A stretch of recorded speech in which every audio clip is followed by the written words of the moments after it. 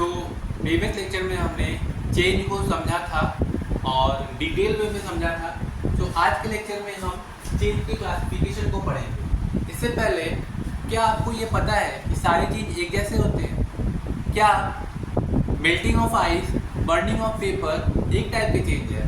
तो आज के लेक्चर में हम यही समझने वाले हैं। तो classification of change, basically change are classified in two category, physical change और केमिकल चेंज। दो तरीके के चेंज होते हैं, एक केमिकल चेंज होता है, एक फिजिकल चेंज होता है। First of all physical change क्या होता है?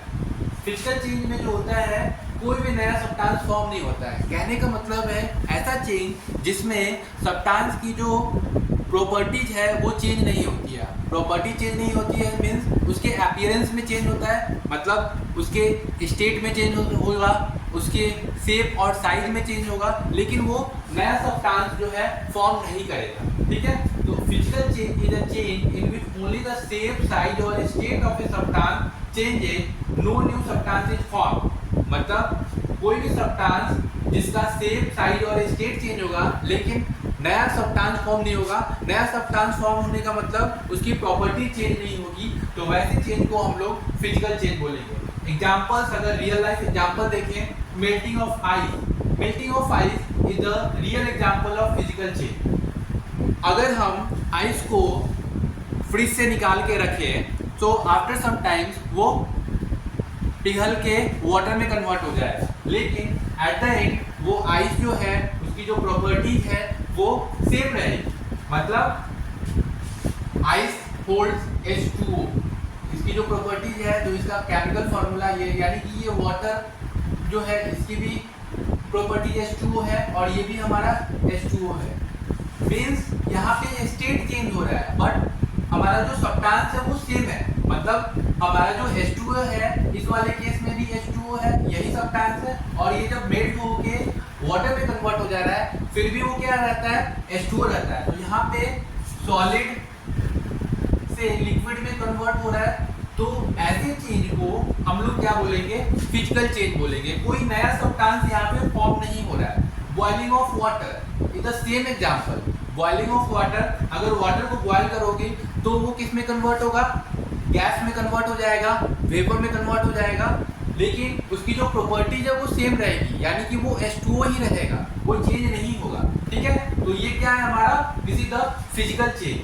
कटिंग पेपर, पेपर को कट करना, यानी कि पेपर अगर मान के चलो this is the paper, this is the paper, अगर इसको हम मोड़ के इस तरीके से फाड़ दे, so that is basically what? ये हमारा पेपर स्टील पेपर है, ना कि कोई एक नया सब्सटेंस है। तो ये चेंज जो हो रहा है ये कैसा चेंज है? इसके शेप और साइज में चेंज हो रहा है बट लेकिन ये कोई नया सब्सटेंस तो नहीं बन रहा है। तो ऐसे चेंज को हम लोग, ये जो यहाँ पे चेंज हो रहा है इसको हम लोग बोलेंगे physical change. Breaking glass, glass का ब्रेक होना, यानी ग्लास टूट रहा है, ग्लास टूट रहा है तो वो एट द एंड ग्लास ही रहेगा, ना कि कुछ नया बन जाएगा। ठीक है, उसकी प्रॉपर्टीज हमारी सेम होगी, बस उसके अपीयरेंस में चेंज होगा। तो ऐसे चेंज को हम लोग फिजिकल चेंज बोलते हैं।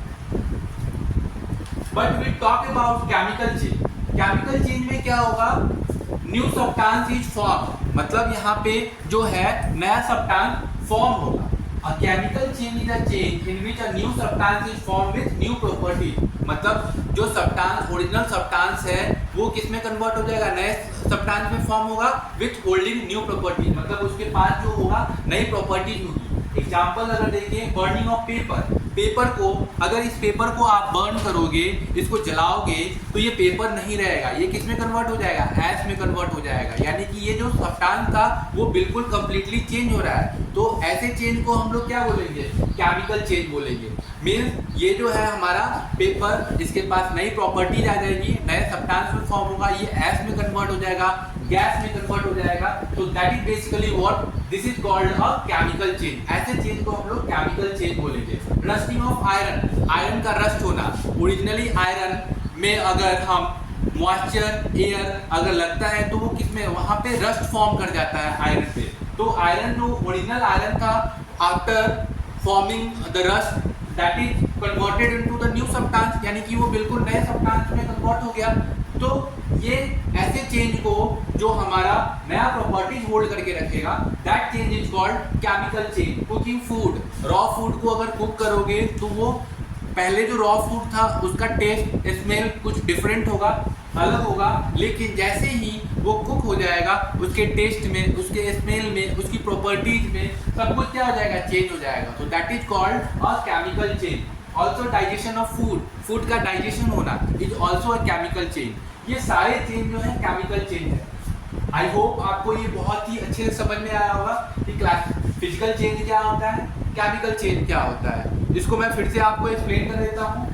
जो फिजिकल चेंज होता है उसमें क्या होता है, बिल्कुल अपीयरेंस चेंज होता है, ना कि कोई नया सब्सटेंस फॉर्म होता है।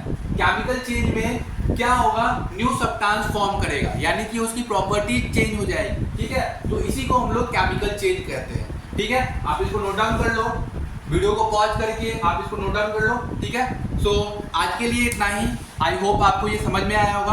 अगर किसी को नहीं समझ में आया तो आप कमेंट कर सकते हो, मैं उस कमेंट को देखूंगा और फिर से मैं आपको एक्सप्लेन कर दूंगा।